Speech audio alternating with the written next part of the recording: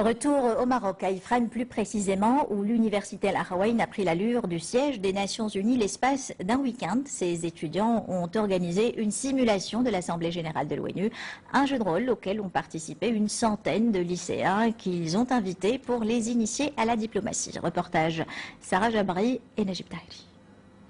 Concentration maximale, Hamza se prête à un exercice de négociation diplomatique. Il n'est pas au siège de l'ONU, mais bien à l'université Al-Akhawaïn, qui s'est transformée en l'espace d'un jour en un haut lieu de démocratie en accueillant une simulation des travaux des Nations Unies.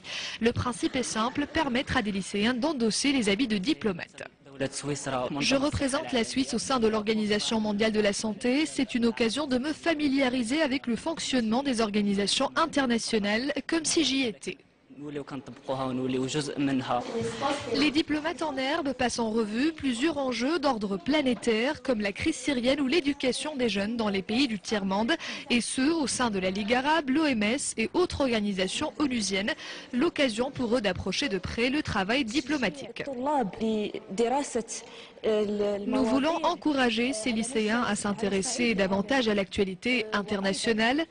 Aujourd'hui, ils pourront s'initier à la prise de parole en public, à la stratégie de négociation et à la prise de position au sein du groupe.